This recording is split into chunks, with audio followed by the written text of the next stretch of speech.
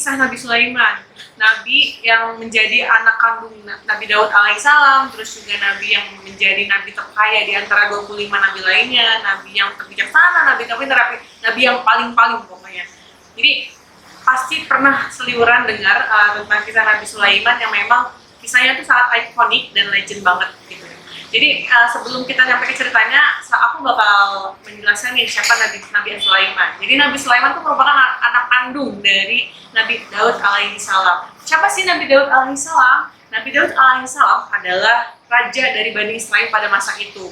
Jadi keturunan Nabi Daud alaihissalam itu kan Nabi Sulaiman. Nabi Sulaiman itu juga menjadi raja Bani Israel pada saat itu. Jadi pada saat itu ada satu kasus di mana kepemimpinan Nabi Daud menghadapi kasus pemerkosaan atau pelecehan seksual yang korbannya adalah wanita buta di sana. Jadi nggak ada saksi mata siapa pelakunya. Namun setelah diselidiki ada 4 orang tersangka yang diduga sudah melakukan pelecehan seksual tersebut. Kemudian dengan kepintaran Nabi Sulaiman, kan Nabi Sulaiman minta izin nih kepada Nabi Daud.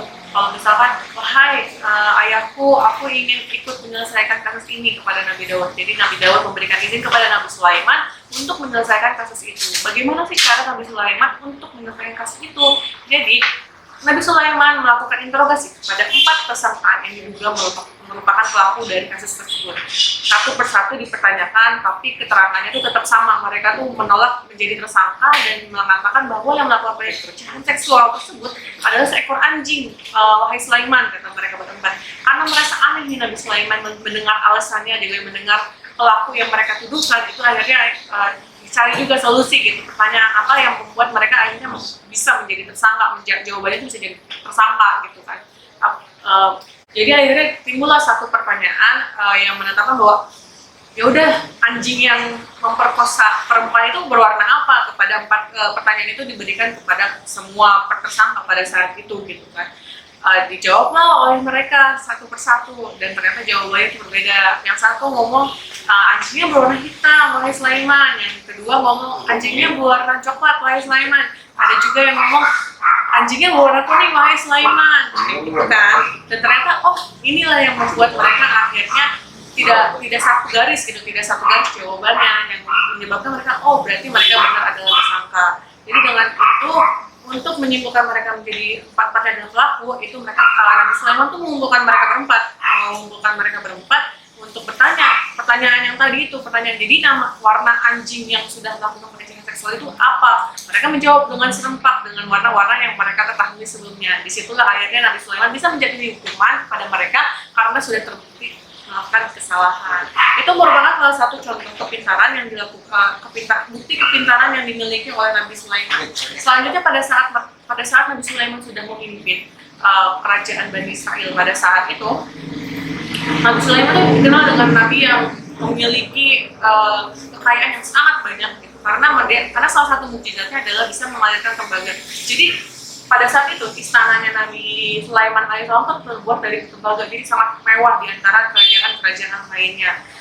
Kemudian selain itu juga berkat mukjizat yang dimiliki oleh Nabi Sulaiman, yaitu bisa berbicara dengan hewan dan jin, Nabi Sulaiman mendapat informasi nih dari salah satu pasukannya, yaitu burung Hudhud. Jadi burung Hudhud itu menyampaikan informasi nih kepada Nabi Sulaiman bahwa ada salah satu negara yang menyembah matahari pada saat itu.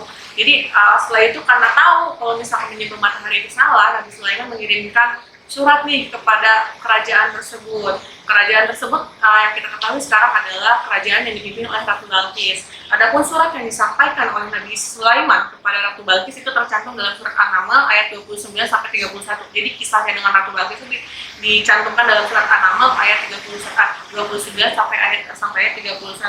Apa sih isi surat yang diberikan oleh Nabi Sulaiman kepada Ratu Balqis? Yaitu adalah isi suratnya kayak gini. Artinya, dengan menyebut nama Allah yang Maha Pemurah lagi Maha Penyayang, bahwa janganlah kamu sekalian berlaku sombong terhadapku dan datanglah kepadaku sebagai orang-orang yang berserah diri. Pada saat itu Ratu Balqis mendapatkan surat ini langsung mengumpulkan pembesar-pembesar dari kerajaan tersebut. Jadi dia mengumpulin orang-orang yang berkepentingan dalam kerajaan tersebut dan menyampaikan isi surat tersebut. Ini juga dalam surat tersebut jadi pada saat itu Ratu Balqis bilang kayak gini, wahai pembesar, telah disampaikan kepadaku sebuah surat yang mulia. Jadi surat mulia itu adalah surat yang disampaikan Nabi Sulaiman alaihissalam kepada Ratu Balqis pada saat itu. Setelah menyampaikan isi surat itu nih, disepakati bahwa dengan pembesar-pembesar lainnya bahwa kerajaan Ratu Balqis itu akan mengirimkan pasukan sebanyak 12.000 ke kerajaan Nabi Sulaiman untuk menyatakan bahwa membuktikan apakah benar yang disampaikan oleh Nabi Sulaiman kepada Ratu Balqis pada saat itu. Jadi kalau misalkan yang kisah 12.000 ini dicantumkan dalam surat yang akan itu juga dengan isinya seperti ini, kembalilah saja kepada mereka, maka kami pasti akan mendatanginya dengan bala tentara, hingga akhirnya mereka tidak lagi melawannya. Kemudian akan kami usir mereka dari negeri ini dengan cara-cara terhina, hingga akhirnya mereka menjadi tawanan yang hina-hina. Atas kampuhan yang diterima oleh Nabi Sulaiman, ya akhirnya pasukan-pasukannya juga ikut tergerak untuk membuktikan kebesaran Allah melalui Nabi Sulaiman. Jadi salah satu pasukannya nih dari jenis jin, karena Nabi Sulaiman kan bisa nih ngomong sama jin, gitu kan, jadi jin, sebuah jin gitu datang ke Nabi Sulaiman, namanya Jin Ifrit. Jin Ifrit bilang, wahai nabiku, apakah aku perlu membawakan singgasana Ratu Balqis atau Ratu Bilqis ke hadapanmu, ke istana ini untuk membuktikan kebesaranmu? Akhirnya karena Nabi Sulaiman juga mungkin Bilqis ini butuh pembuktian pastinya untuk memperlihatkan kebesaran Allah pada saat itu. Akhirnya dibawa oleh Jin Ifrit ke istana Nabi Sulaiman. Padahal Ratu Balqis aja belum nyampe gitu ke istana Nabi Sulaiman, tapi singgasananya udah. Jadi pada saat Ratu Balqis nyampe nih ke istana Nabi Sulaiman, dia yang tadinya mau menghina Nabi Sulaiman karena suratnya yang disampaikan ke Ratu Balqis itu, akhirnya justru malah tergerak karena kenapa bisa singgasananya nyampe ke sini, padahal dia yakin betul pada saat meninggalkan istananya itu singgasana masih di sana. Dan tidak tersebut lah akhirnya Ratu Balqis meminta seluruh pasukannya pada saat itu 12.000 datang ke istana Nabi Sulaiman untuk ikut bertaubat, untuk ikut menyembah Allah Subhanahu wa Ta'ala. Itu merupakan salah satu kisah ikonik yang paling sering banget terkenal, yang paling dikenal, yang paling sering dibicarakan oleh umat muslim terkait dengan kisahnya Nabi Sulaiman dengan Ratu Balqis. Bagaimana Nabi Sulaiman mampu membujuk Ratu Balqis untuk ikut menyembah Allah pada saat itu. Kemudian dari sekian banyak cerita, saya yakin banyak banget kisah-kisah kebesaran Allah yang dibuktikan melalui Nabi Sulaiman, melalui mukjizat-mukjizat yang diberikan oleh Allah kepada Nabi Sulaiman.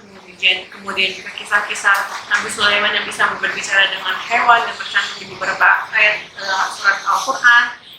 Tapi karena keterbatasan waktu dan tempat, saya nggak bisa menyampaikannya di sini. Karena itu saya mohon maaf kekurangan-kekurangan yang memang bisa disampaikan, atau kekurangan-kekurangan yang saya salah sampaikan pada video kali ini. Atas apa dalam video ini yang merasa memang kurang tepat pada tempatnya, atau memang tidak bisa saya sampaikan karena keterbatasan saya sendiri, saya mohon maaf. Untuk itu saya akhiri. Wassalamualaikum warahmatullahi wabarakatuh.